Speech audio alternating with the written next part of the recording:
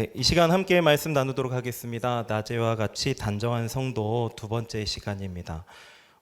사랑하는 성도님들, 우리가 저번 주 말씀 잠깐 짧게 살펴본다면 우리는 성령의 사람으로서, 성령이 내주하시는 사람으로서 종말에 대한 위기의식을 가져야 된다라고 했습니다. 그래서 오늘 먹고 자고 즐기고 누리자 이런 태도는 성령의 사람의 태도가 아니다라는 것이죠.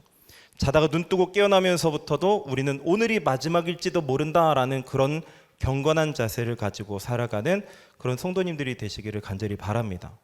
그리고 우리는 다음 세대를 늘 염두에 둬야 된다라고 말씀을 나눴습니다. 지금의 세상은 젊은 세대들에게 얼마나 유혹적입니까? 짧은 인생, 하고 싶은 대로 살아라, 누리며 살아라, 즐겨라, 얼마나 달콤하게 느껴집니까? 그렇게 아름답게 포장되어지고 있는 세상의 유혹 가운데 노출되어 있는 거예요. 이 마지막 때를 살아가는 성령의 사람으로서 우리의 삶이, 우리 성도님들의 삶이 더 가까워진 종말의 때를 살아갈 다음 세대들에게 본이 되시기를 간절히 바랍니다. 신앙의 유산으로 우리 성도님들의 삶이 남겨지기를, 기억되기를 간절히 바라고 축복합니다. 그렇다면 저번 주 말씀에 이제 이어서 오늘의 말씀 같이 나누도록 하겠습니다. 그렇다면 지금을 말세로 생각하며 살아가는 성령의 사람은 어떻게 살아야 하는가라는 것입니다. 어떻게 살아야 하는가? 어떻게 사는 것이 말세를 바르게 사는 것인가? 라는 것입니다. 우리 12절 말씀 읽어보겠습니다. 시작. 밤이 깊고 낮이 가까웠으니 그러므로 우리가 어둠의 일을 벗고 빛의 갑옷을 입자. 아멘. 14절까지 다 살펴볼 것인데 전부 읽지는 않고 12절만 읽었습니다. 일단 12절 말씀만 보면은 이제 밤이 깊고 낮이 가까웠다라는 거예요. 그러므로 우리가 어떻게 살아야 되겠는가? 어둠의 일을 벗고 뭘 입어요? 빛의 갑옷을 입자라는 것입니다. 말세임을 자각하고 살아가는 성령의 사람은 어떻게 살아야 되는가? 빛의 갑옷을 입고 살아야 된다. 이것은 단정히 살아가는 것을 말합니다. 단정히 살아가는 것. 우리는 단정히 살아야 합니다. 우리 함께 읽어보겠습니다. 시작. 단정히 살아야 합니다. 12절 말씀 보니까 빛의 갑옷을 입자라고 하고 있고 13절 말씀을 보면은 낮에와 같이 단정히 행해야 된다라고 하고 있고 14절 보면 주 예수 그리스도로 옷 입자라고 하고 있습니다. 빛의 갑옷 입자, 단정히 행하자, 예수 그리스도로 옷 입자, 이 세 문장 다 같은 말입니다. 제일 중요한 말은 단정히 행하라라는 거예요. 단정히 행하라, 단정히 생활하라라는 것입니다. 이 말을 빛의 갑옷으로 비유하기도 하고 또 예수님의 옷을 입은 것처럼 살려고 하는 말로 그렇게 비유하고 있는 것입니다. 그러니까 종말 의식을 가지고 사는 성령의 사람으로서 단정히 생활하는 것이 마지막 때를 준비하는 생활인 것입니다. 그렇다면 우리가 단정히 사는 삶에 대해서 말하기 전에 단정히 못하는 사람들은 어떻게 사는가? 우리가 이것을 먼저 비교해 보도록 하겠습니다. 단정히 못한 사람들은, 단정하지 못한 사람들은 밤에 깨지 못하는 사람과 같다라는 것입니다. 밤중에 깨지 못하고 잠자리에서 뒤척거리면서 사는 사람과 같다라는 것입니다. 그러니까 우리가 아는 바와 같이 하나님께서는 이 세상의 역사를 밤으로 비유하고 계시는 거예요. 캄캄한 밤인 거예요. 세상의 사람들은 이제 침상에서 뒹구는 잠을 자는 사람들로 보고 있는 것입니다. 그들에게는 위기의식이 없는 거예요. 밤중에 누가 이렇게 와서 깨우면, 아니면 누가 언제 올지 모른다라는 그 의식을 가지고 어떻게 선잠이라도 들어야 되는데 그런 게 없는 거예요. 그들의 영적 상태는 잠자는 것이고 밤을 헤매는 사람들의 모습이다라는 것입니다. 그래서 생활이 난잡한 거예요. 목적이 없는 거예요. 의미가 없는 거예요. 의미가 있어도 분명하지 않은 것입니다. 목적이 있어도 생명을 걸 만한 목적이 되는 것이 아니고 영원한 목적도 되지 못하는 것입니다. 당장에 앞에 줄 것을 주려고 그렇게 아둥바둥하는 그런 사람들이 밤의 역사를 사는 사람들입니다. 그렇다면 구체적으로 이 단정하지 못한 사람들, 밤의 역사를 사는 사람들, 그들의 모습은 어떠한가? 첫 번째로 방탕합니다. 우리 13절 상반절 말씀 읽어보겠습니다. 시작. 낮에와 같이 단정히 행하고 방탕하거나. 아멘. 방탕. 저는 방태수인데 너무 뜬금없지만 죄송합니다. 방탕. 밤중에 골목을 돌아다니면서 소란을 피우는 건달 같은, 한량 같은 사람들을 말합니다. 그 삶의 목적이 의미가 없는 거예요. 기분 느끼는 대로 막 소리치고 먹고 마시고 즐기고 돌아다니는 사람들입니다. 마지막 때가 가까울수록 이런 사람들이 많아지는 거예요. 오늘날 모습이 이와 같지 않습니까? 이렇게 살지 않습니까? 먹고 마시고 즐기면서 밤의 역사를 살고 있는 것입니다. 그분들은 어떤 목적이 있는 것이 아닙니다. 의미가 없는 것입니다. 그분들에게 하나님이 있습니까? 그 사람들에게 하나님이 없는 거예요. 예수님이 오신다라는 것을 알고나 있습니까? 알지도 못하고 기대하지도 못하는 그런 거예요. 그리고 밤의 역사를 사는 사람들, 단정하지 못한 사람들, 어떤 모습입니까? 두 번째로 술 취합니다. 상반절 말씀 한 번 더 읽어보겠습니다. 시작. 낮에와 같이 단정히 행하고 방탕하거나 술 취하지 말며. 아멘. 먹고 마시고 취하는 것을 낙으로 삼고 있는 사람들을 이야기하는 것입니다. 한두 잔 이렇게 마시는 걸 이야기하는 것이 아닙니다. 아예 세상의 재미에 푹 빠진 사람을 일컬어 술 취했다라고 하는 것입니다.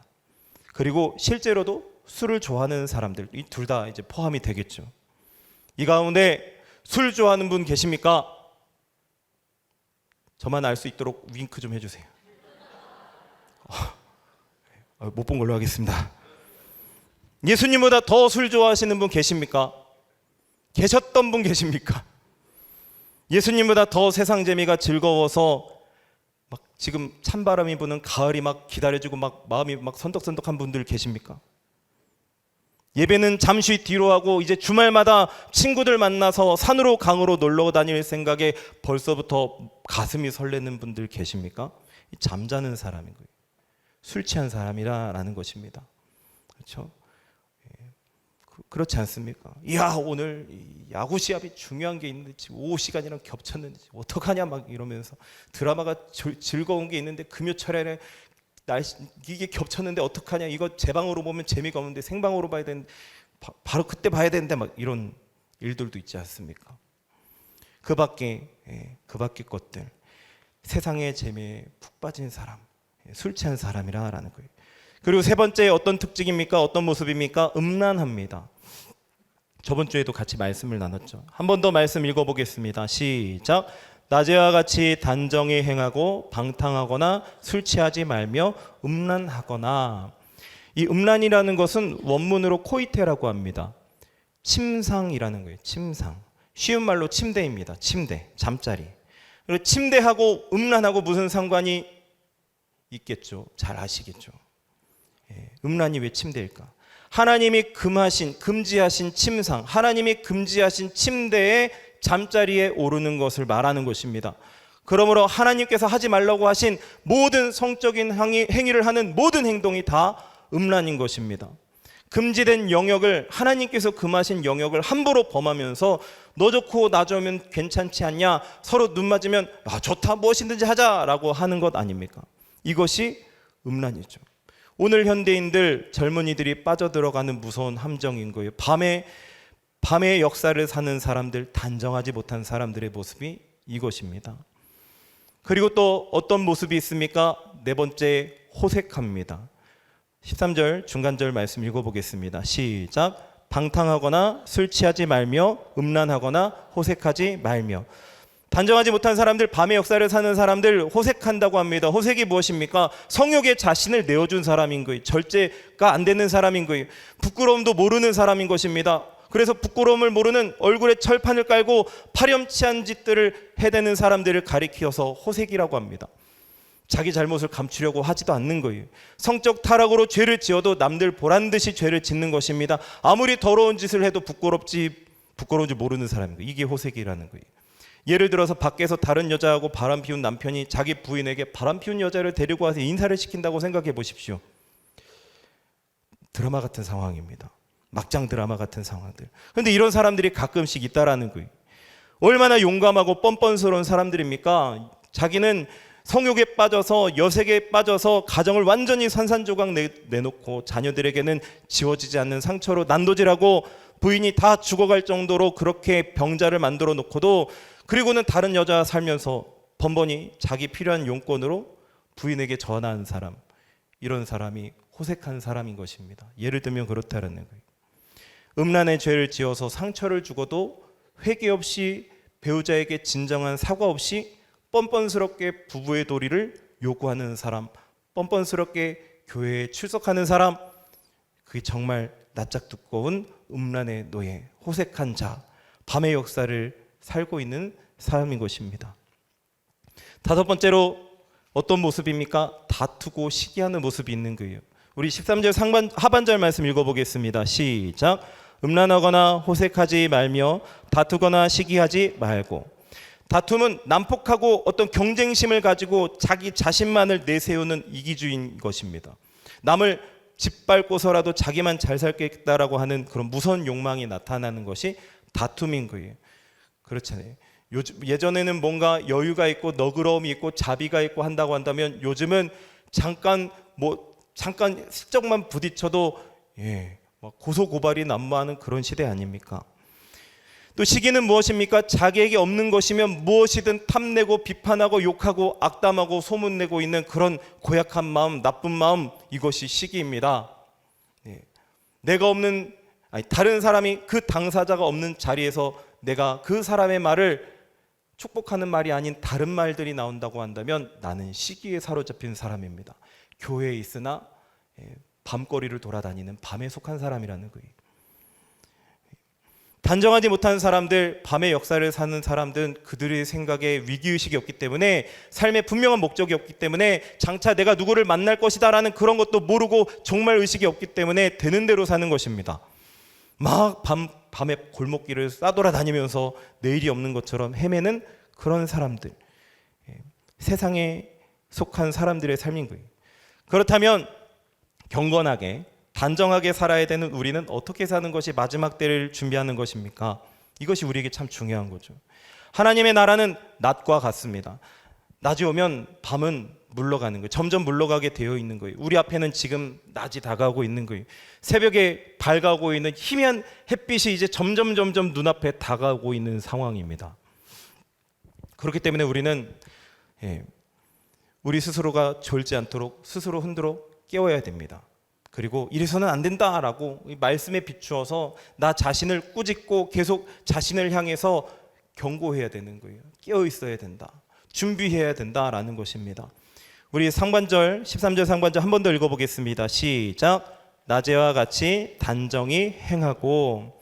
단정히 행한다라는 것의 단정이 무엇입니까? 정말 오랜만에 듣는 말씀 아닙니까? 단어 아닙니까? 단정하다. 옷차림새나 몸가짐 따위가 얌전하고 바른 것, 사전적인 의미입니다. 그러니까 단정이라는 말이 붙으면 우리는 이런 말을 쓰죠. 품행이 단정하다. 그렇죠? 방태수의 외모가 단정하다. 이런 것도 있지 않겠습니까? 감사합니다. 그리고 단정하게 앉아 있다라는 것도 말도 있죠. 흐트러짐이 없는 말과 행동을 이야기하는 거예요. 흐트러짐이 없는 삶에 대한 이야기를 하는 것입니다. 그러니까 좀 더 우리가 우리 자신에게 와닿는 그런 표현을 우리가 한번 생각해 본다면, 그걸 붙여본다면 뭐뭐답다라는 그런 말을 쓸 수 있을 것 같습니다. 학생답다, 대한민국 사람답다, 이게 뭐뭐답다라는 말이 있잖아요. 그래서 단정하다라는, 예수 믿는 사람답다라는 거예요. 내일 주님 오실 날을 기다리는 사람답다라는 것입니다. 이것이 단정한 것이다라는 거예요. 내일이라도 이 세상 마지막이 올지도 모른다라는 이 종말 의식을 갖고 사는 사람답구나. 말과 행동에 흐트러짐이 보이지 않기 때문에 이런 답다라는 말을 들을 수 있는 거예요. 이것이 단정하게 사는 사람들의 모습입니다. 그래서 되는 대로 살고 잠자는 사람과는 완전히 구별되는 거예요. 되는 대로 사는 사람들, 단정치 못한 사람들은 세상을 의식하고 살지만 우리는 영생과 하나님의 나라를 의식하며 사는 거예요. 모든 것을 다 가지고 누릴 것처럼 그들은 살고 있지만 우리는 모든 것을 다 놓고 떠날 사람처럼 사는 것입니다. 자기를 기쁘게 하는 게 최상의 목적으로 사는 사람들이라고 한다면 우리는 누굴 기쁘게 하길 원합니까? 하나님을 기쁘시게 하길 원하는 거예요. 예수님, 이 땅에 오실 예수님을 기쁘시게 하려고 하는 것, 그리고 예수님을 기쁘게 하려는 이 흐트러짐이 없는 말과 행동을 하는 것, 이런 삶의 목표를 가지고 하루하루를 살아가는 것입니다. 완전히 구별되는 삶인 거예요. 그래서 예수님께서는 이렇게 단정히 행하는 사람들을, 단정히 생활하는 사람을 허리에 띠를 띠고 등불을 켜고 문 옆에 서 있는 하인으로 비유하셨습니다. 누가복음 12장 말씀을 보면 알 수 있죠. 허리에 띠를 띠고 등불을 켜고 문 옆에 서 있는 하인, 주인이 오신다고는 분명히 밤에 오신다고 했으니까 분명히 오실 것인데 오늘 밤 도대체 몇 시에 오시는지는 저녁 6시부터 새벽 6시까지가 다 밤인데 언제 오실지 모르는 거예요. 그런데 주인이 정확하게 몇 시라고는 말을 안 했으니까 오늘 밤은 분명히 오늘 밤인데 언제 올지 모르는 거예요. 그러니까 별도리 없이 하인이 할 수 있는 최선의 방법으로 무엇입니까? 등불을 일찌감치 켜고 허리에 띠를 띠고 주인이 왔을 때 흐트러짐이 없는 모습으로 그렇게 기쁘게 영접하기 위해서 문 옆에 서서 기다리는 것. 이것이 단정히 생활하는 것이다라는 거예요. 단정한 모습이다라는 것입니다. 그래서 우리는 세상에 속한 사람들처럼 밤의 역사를 사는 사람들처럼 그렇게 방탕할 수 없는 것입니다. 음란할 수 없는 것입니다. 호색할 수 없는 것입니다. 다투고 시기할 수 없는 것입니다. 우리는 다른 거예요. 주님 만날 사람답게 사는 사람들인 줄로 믿습니다. 그러므로 일시를 모르기 때문에 언제 오실지 모르기 때문에 우리는 어떻게 사는 것인가 하나님께서 간단하게 가르쳐 주시잖아요. 단정히 생활하라라는 것입니다. 단정히. 자기의 생활에 더 충실해야 되는 거예요. 충실하되 한눈 팔지 않고 좌우로 두리번거리지 않고 내일일지 모르지만 언제일지 모르지만 오시는 주님 만났을 때 부끄러운 사람 되지 않으려고 자기 일에 충실한 삶을 살아내는 것, 이것이 단정하게 사는 것입니다. 경제활동하는 분들도 열심히 하셔야 됩니다. 언제까지요? 주님 오시는 그날까지, 내가 천국 가는 그날까지 해야 되는 거예요. 자녀를 양육하는 분들 어떻게 열심히 해야 됩니다. 언제까지요? 주님 오시는 날까지 최선을 다하는 거예요. 마지막까지 최선을 다하는 것, 내 삶의 자리에서 최선을 다하는 것, 믿음을 가지고 사는 것, 이것이 단정하게 사는 것입니다.